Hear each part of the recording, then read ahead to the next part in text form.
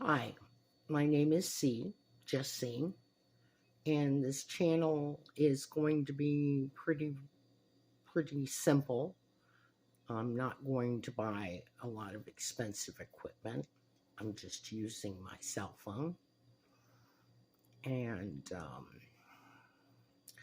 I had this idea that YouTube should actually uh, record the credits for videos watched of this nature, uh, educational videos, so that a person could develop their own um, evidence of having educated themselves by watching so many hours of so much video. And I still think that's a good idea.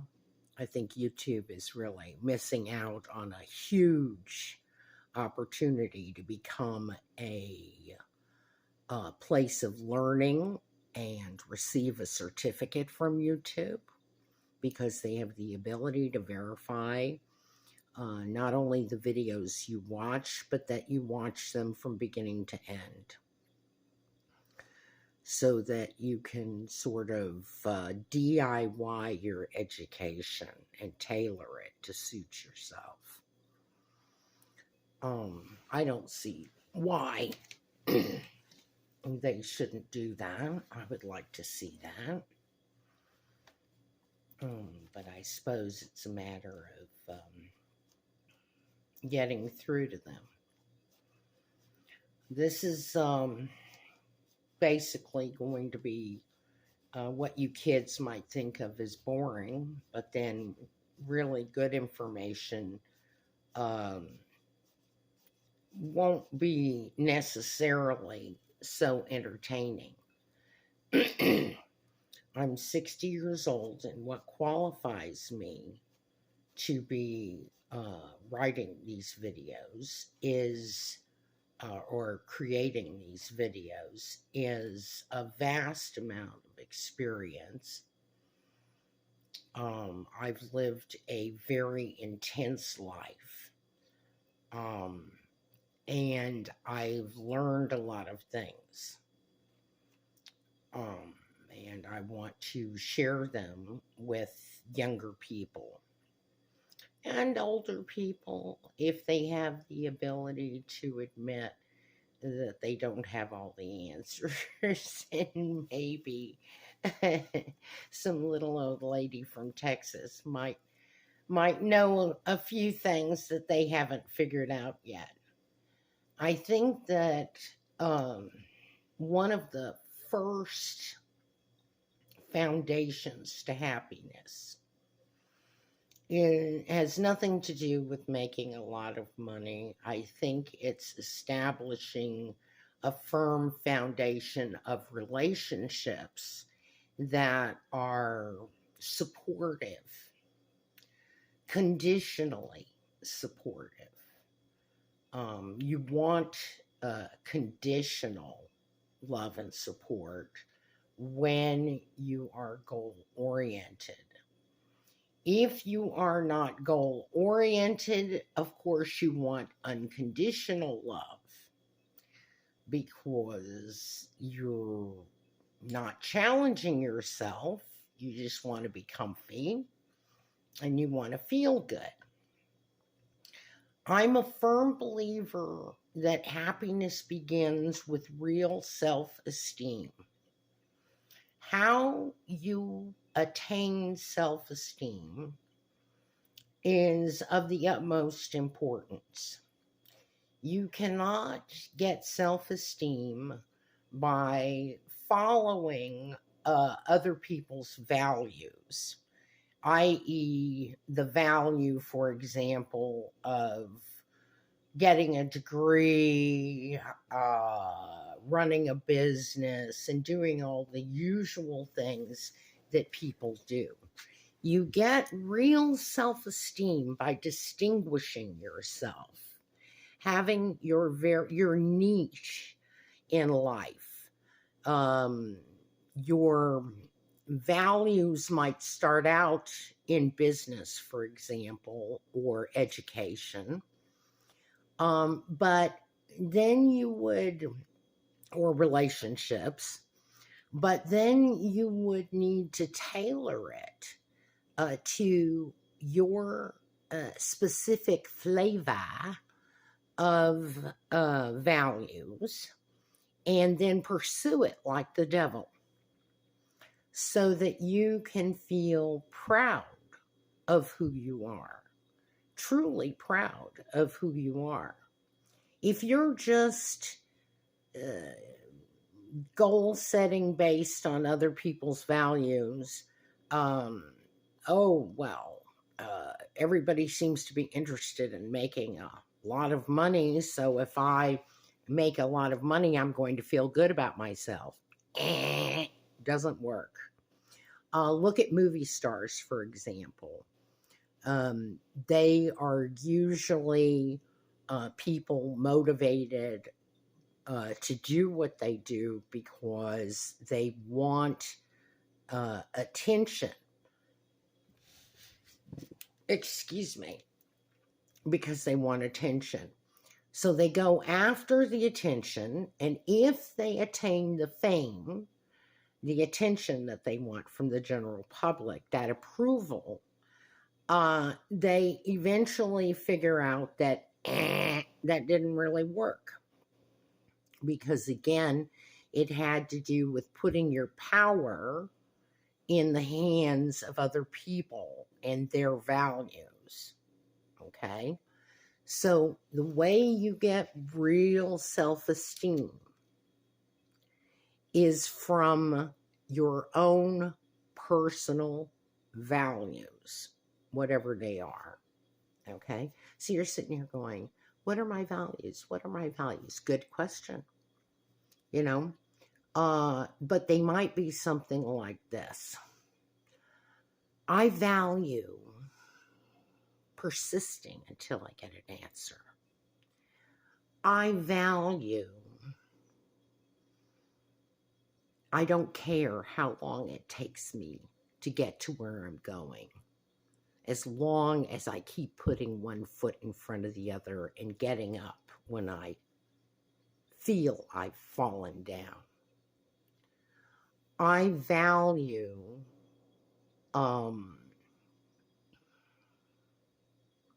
if it's kind of tricky with relationships, because when you have values in your relationships that don't pertain to simply you and what you can attain alone within those relationships, then you don't get your self-esteem from relationships, because the other person has free will to reject you or reject what you're doing.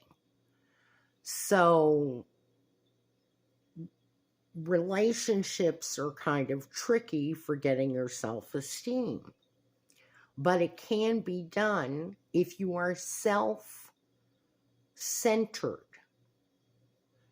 not selfish, but self-centered. Centered in self means that I really hung in there when the other person really hurt my feelings. You know, and then it gets trickier, because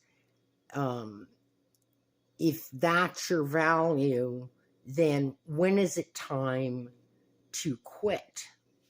You know, and say, this is eroding my self-esteem. I think that the minute that you say,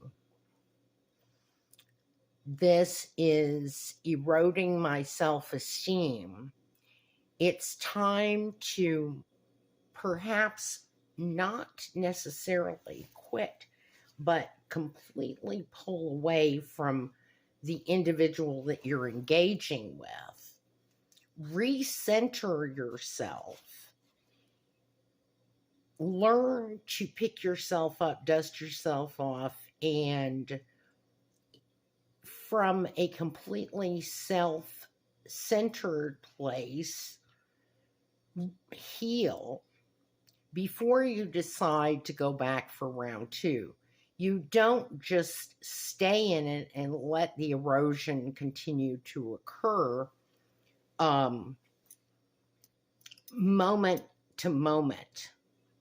You have to pull away. Now, you might say to yourself, well, if I pull away, what if the other person goes and finds another mom to live with, or girlfriend to live with, or worse, a new spouse, you know? And that's the risk you take.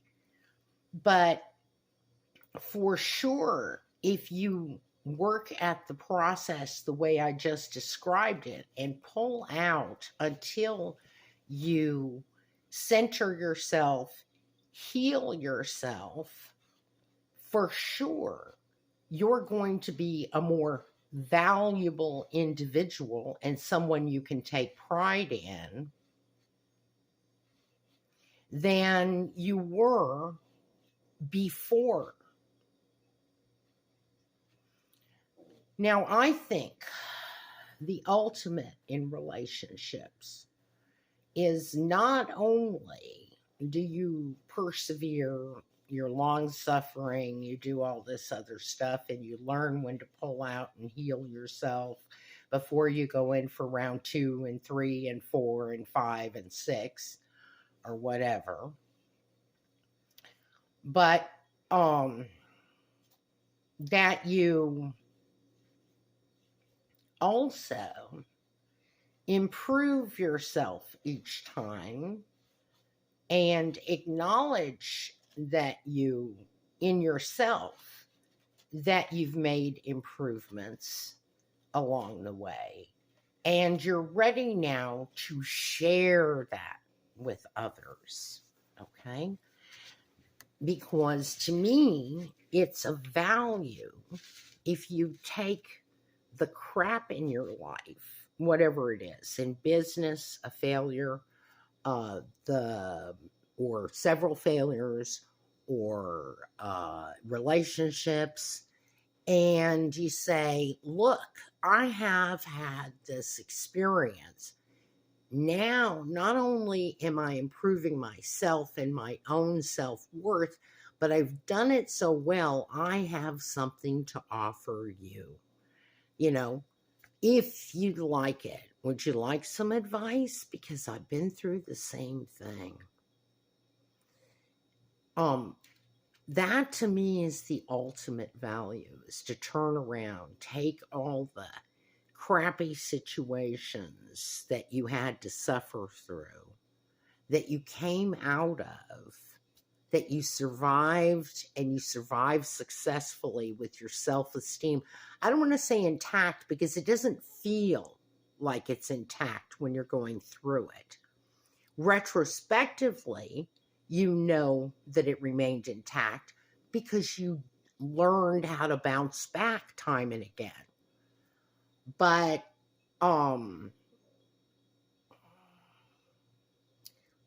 at the time you're going through it, it's going to feel like you've lost your self-esteem. You've lost yourself. If you really put yourself into it and did the best you could, and you know, you failed to the point where you needed to pull out, regroup, rethink, maybe develop a new approach or strategy to try again. And maybe not with the same person, maybe with the same person, maybe you learn something so fundamental that it applies to not only all your relationships, but it applies to business, it applies to your education. And you start being able to put together a whole set of dynamics that you learned, principles like you catch more flies with honey than you do with vinegar, or principles like no pain, no gain, that apply to everything, or principles like life and love are a paradox. You're going for one thing, it's a paradox in that you're attracted to one thing, but once you get it, you find that there's a whole opposite dynamic that you're having to deal with. For example, people get married usually for security. Some people say it's companionship, but that's BS, because you can get companionship from living with somebody. People actually tie themselves legally and make it difficult and painful to get out of a commitment because they want security. Now, here's the rub. The only time you really, in the real world, need security is when there's a third entity involved. That third entity would be vulnerable children that need the stability of as many people as possible in their foundation. But if your kids are grown, or you're not planning on having children, then there's no need to get married and tie yourselves legally to each other. No need. You might still want to for some old-fashioned reason, I suppose. But if you really look at it, it's probably, again, due to someone else's set of values that you bought into, and doesn't have anything to do with what you really want to accomplish, which is happiness. And the unfortunate thing is that when you marry for security, whether you're a woman looking to marry somebody who's established financially, or you're a man looking to gain, attain the having of a woman that is very desirable,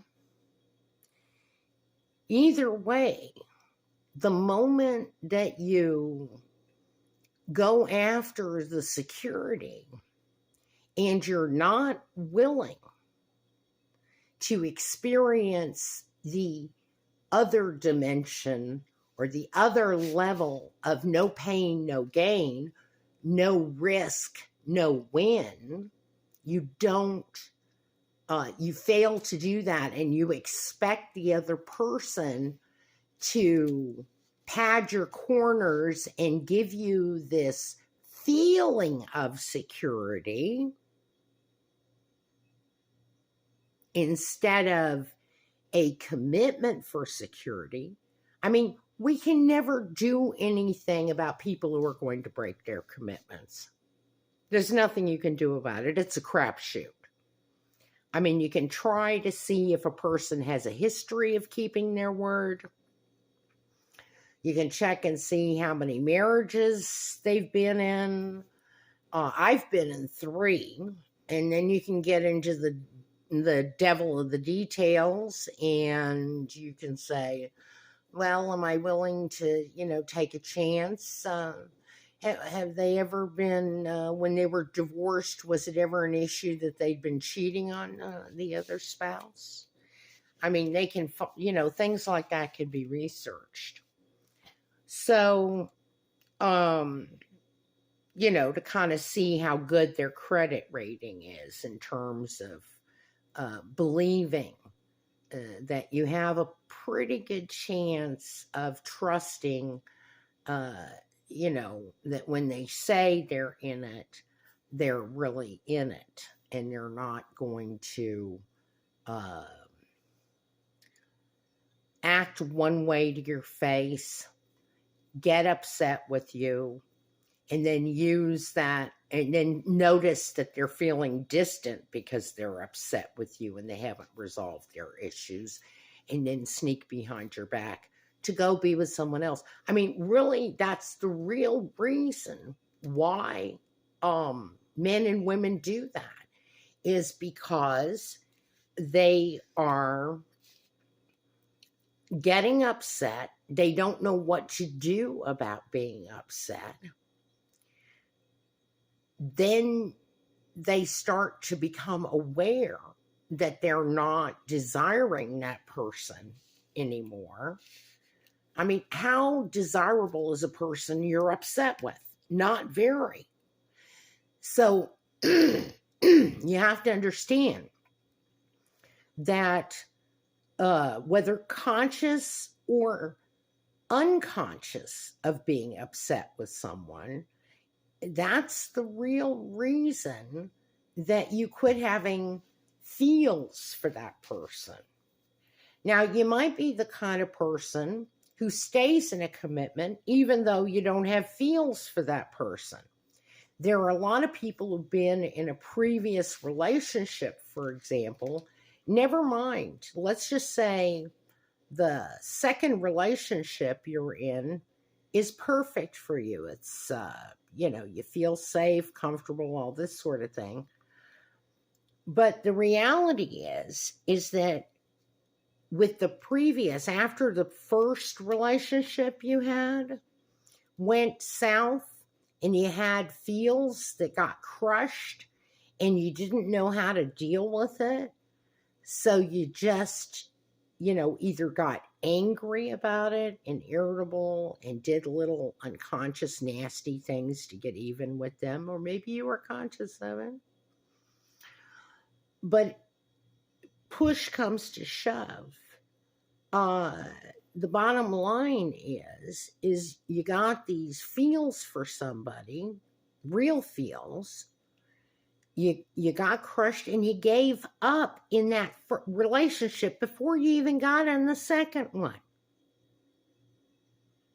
Now, I'm telling you, the reason I'm spending so much time talking about relationships instead of focusing on money or, making a lot of money and you're going to find happiness that way, is because the truth of the matter is that whether you're a man or a woman, if you don't have a good relationship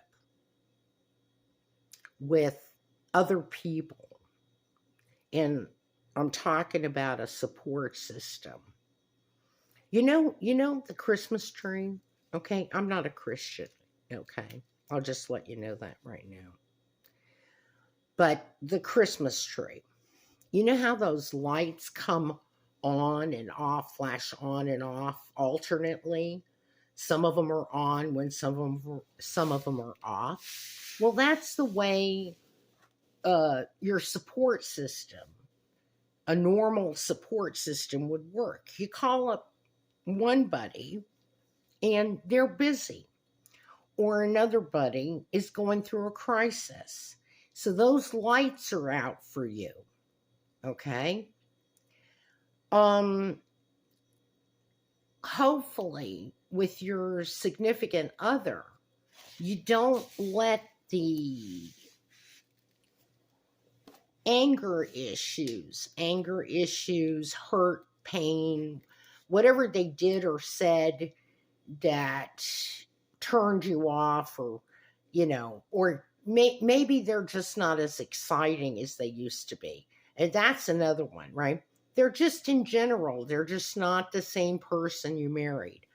A lot of times you have to stop and ask yourself, did I ask them at any point to change their behavior because it made me feel insecure? Mm-hmm. You know, feelings change.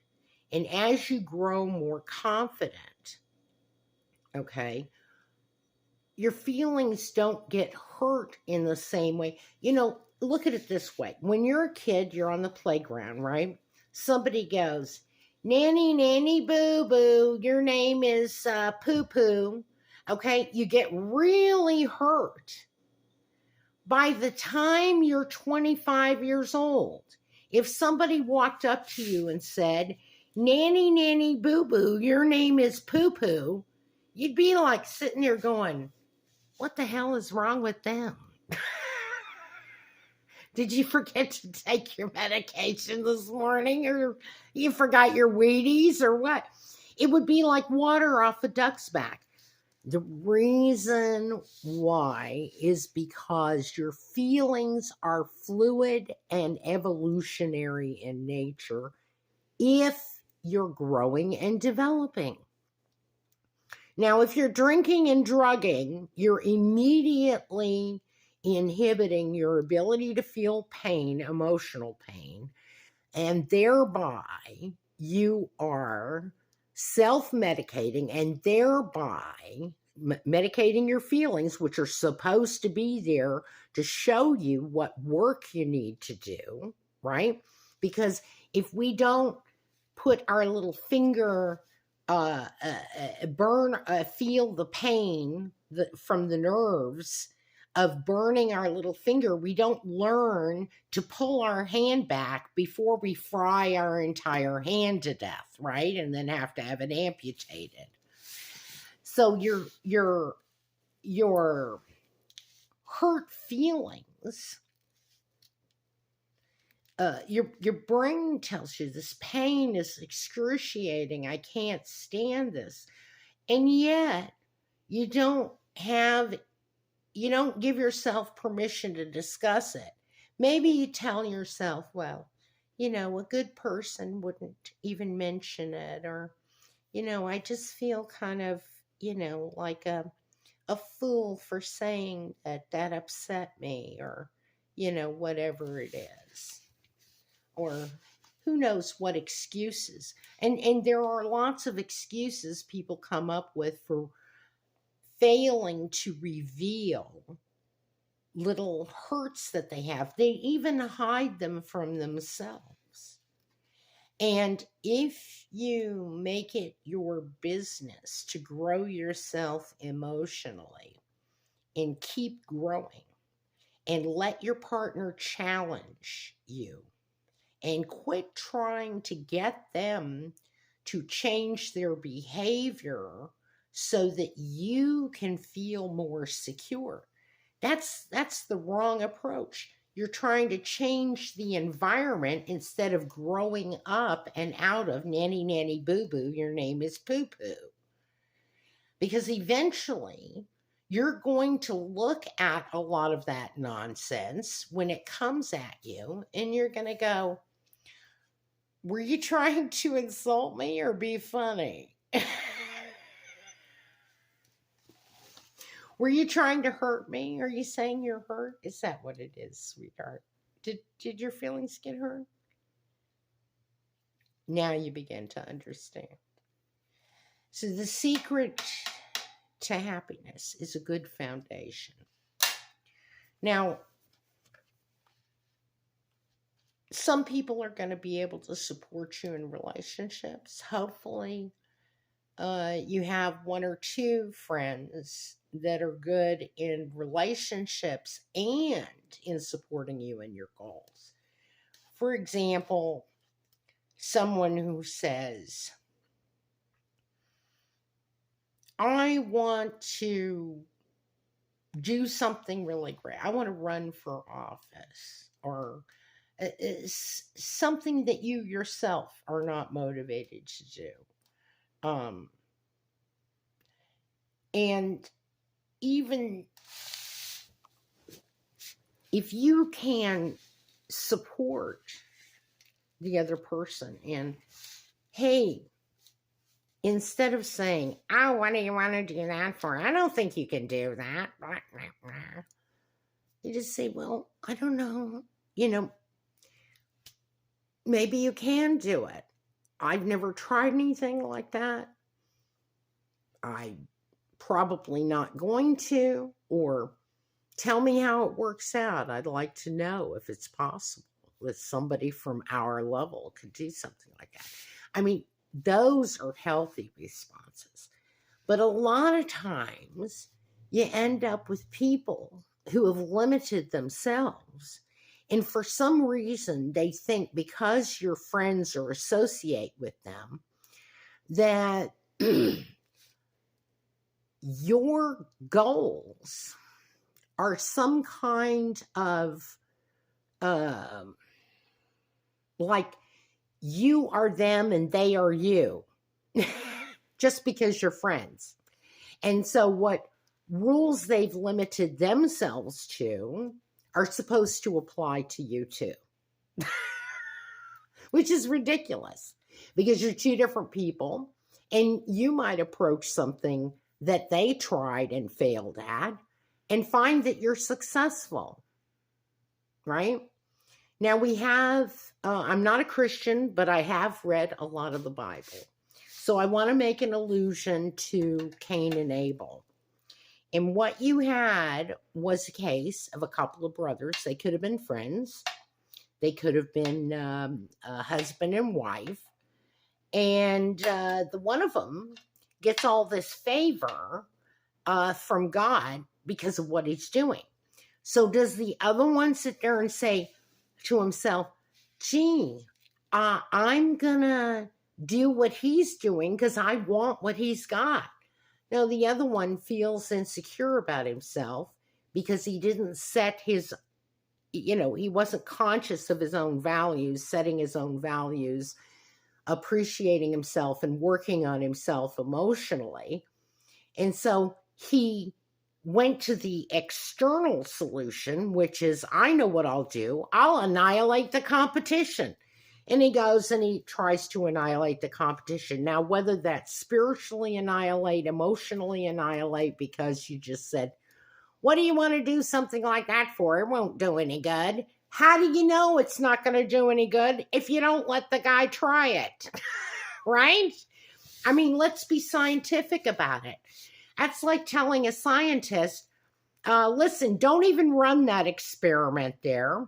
Don't waste your time because I've thought about it and I think it's not possible. I mean, that's the most ridiculous statement in the world. So anybody who's telling you you can't do something, consider the source for 5 freaking minutes before you say to yourself, oh, gee, they crushed my dreams or crushed my... Now, if you're 7 years old, that's possible that they could crush your dreams because 7-year-olds are not prepared for that kind of thing. But if you're, an opinionated kid of, say, you've got an opinion, a 14, 15, maybe even 13-year-old. I don't know whether you tell people what your opinion is or not. If you have some kind of opinion of your own, then you have the ability to stand up to that sort of thing immediately. And it's like the minute that even an adult says something to you like, I think you better be more realistic and set your sights on something more realistic, Sonny. You need to consider the source and say, okay, I was just suggesting that I'd like to run for president when I'm old enough. And this person I'm talking to works at Burger King. Maybe I was talking to the wrong person and expecting my parent to be superhuman, because it's not necessarily that your parents are going to be 100% supportive. A lot of times they kind of take you personally too in their relationship to you, and they say, well, I never thought I could do anything like that. Who are you to think you can? Because aren't you just like me? And the answer is no, you're not. You're not. You can make different choices and not be just like them. You have that power, even at 13 and 14. So it doesn't have to crush you. It can wake you up to who they really are, which is somebody that doesn't have any confidence. And so they're trying to pass that on to you, but you don't have to take it. You don't have to. It didn't belong to you. It didn't originate from you. It's not yours. You don't need it. Go ahead and be a little scientist. Run that experiment. Give it a shot.